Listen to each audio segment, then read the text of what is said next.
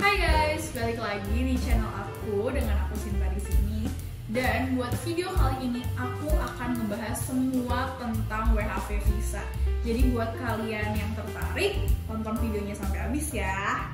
Semua penjelasan di video ini dibuat berdasarkan pengalaman pribadi saya selama tinggal di Australia. Penjelasan ini bisa berbeda dengan orang lain, tergantung dari perspektif dan pengalaman masing-masing orang.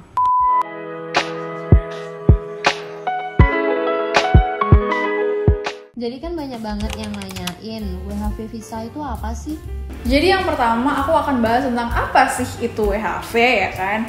Jadi WHV ini itu singkatan dari Working Holiday Visa. Kalau di IMI Australia dia visa yang subclass 462. Jadi WHV ini tuh adalah program kerjasama antara pemerintah Australia dan pemerintah negara-negara lain termasuk Indonesia, yang dimana kita itu bisa ke sana ke Australia untuk kerja sambil jalan-jalan.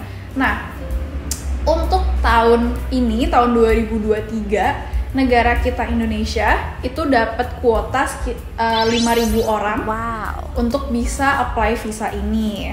Kalau untuk syarat-syaratnya itu apa aja ya Kak untuk mendaftar? Kalau kalian lihat dari websitenya IMI Australia, kalau kalian masukin tulisan subclass 462 itu akan ada tulisan keluar.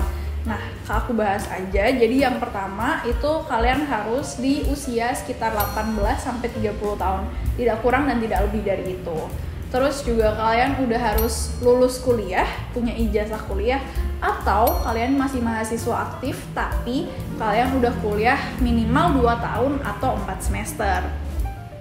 Dan make sure kalau kampus kalian ini terdaftar di Dikti ya, karena itu akan dicek nantinya. Terus syarat selanjutnya kalian harus udah punya IELTS 4,5, yang General English 4,5, dan punya uang di rekening sebesar $5.000 atau setara dengan 50 juta rupiah. Nah, uang ini tuh nanti kalian akan print bank statementnya, dan itu yang akan kalian pakai buat apply visanya. Kenapa sih harus punya uang sekian gitu? Jadi menurut pemerintah Australia, kalau kalian udah punya uang sekian, sekitar $5.000 itu cukup buat ngehidupin kalian selama kalian berada di Australia gitu guys. Dan yang pasti untuk bisa mendaftar ke visa ini, itu kalau kalian sebelumnya belum pernah daftar visa yang sama ya, of course. Gitu. Yang ketiga, dokumen apa aja sih Kak yang perlu disiapin? Oke, untuk masalah dokumen balik lagi, kalau misalkan kita lihat di websitenya IMI Australia itu udah ada list-listnya, tapi di sini akan aku jabarin aja biar kalian lebih paham. Yang pertama itu kalian harus punya paspor. Paspor kalian minimal masa berlakunya masih ada 18 bulan. Yang kedua, kalian punya KTP, KK, akte lahir, ijazah, transkrip nilai, dan ini yang udah ditranslate ke bahasa Inggris. Kalau misalkan ijazah atau nilainya udah bahasa Inggris ya udah nggak usah ditranslate lagi ya. Terus selain itu kalian juga perlu SKCK dari kepolisian yang setingkat Polda. Terus juga kalian perlu pas foto, perlu sertifikat IELTS dengan nilai minimal 4,5 tadi. Dan yang jelas kalian juga perlu bank reference dari bank kalian masing-masing yang menunjukkan bahwa kalian memiliki uang sebesar $5.000 atau setara dengan 50 jutaan lah, tergantung rate kalian hari itu gitu. Selain itu kalian juga harus tanda tangan di surat absah. Jadi kalian bisa dapetin formatnya itu dari internet aja. Selanjutnya kalian juga harus punya SDU WHV. Jadi SDU WHV ini adalah surat dukungan untuk WHV yang dikeluarkan oleh Dirjen Imigrasi Indonesia, dimana kalau misalkan kalian udah dapet surat itu yang nanti bakal kalian submit pas nge-launch visa WHV dari IMI Australianya.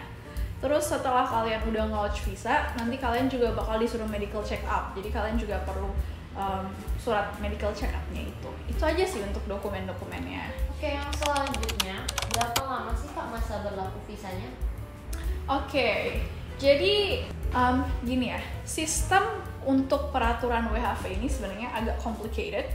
Jadi totalnya untuk WHV ini sebenarnya total kalian bisa dapat 3 tahun izin tinggal di sana. Tapi kalau misalkan kalian baru launch visa, itu kalian cuma bakal dapet 1 tahun dulu, which is itu tahun pertama kalian di Australia.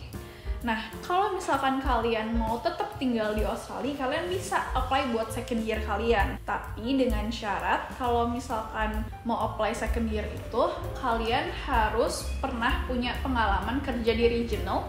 Regional tuh kayak daerah terpencil yang di Australia, dan kalian harus kerja di daerah regional itu selama 3 bulan. Jadi kan kalian dapat visa 1 tahun nih, tapi di antara 1 tahun ini ada 3 bulan di antaranya yang kalian kerja di daerah regional. Nanti kan kalian bakal dapat payslip gaji. Nah, payslip gaji kalian ini kalian kumpulin yang selama 3 bulan itu, dan itu yang akan kalian pakai buat nge-apply second year visa itu. Jadi kalau misalkan kalian udah selesai kerja 3 bulan di regional, kalian apply, kalian bisa dapat second year. Jadi masuk ke tahun kedua kalian di Australia. Nah, setelah di tahun kedua ini kalian bisa lagi apply buat ke tahun ketiganya. Dengan syarat sama kayak tadi, kalian harus kerja di regional lagi, tapi yang ini kalian harus kerjanya selama 6 bulan. Jadi di antara 2 tahun itu, 6 bulan di antaranya kalian kerja regional. Kalau kalian udah dapet kumpulin payslip gaji selama 6 bulan itu, bisa kalian apply lagi buat dapet third year visa kalian. Nah, third year ini berarti tahun terakhir kalian di Australia dengan WHV visa ya. Dan itu kalian udah bebas mau tinggal di mana aja, mau kerja di mana aja, udah nggak perlu ada syarat untuk di regional lagi gitu. Nah, kalian pasti mikir kayak di regional tuh kerjanya apa sih?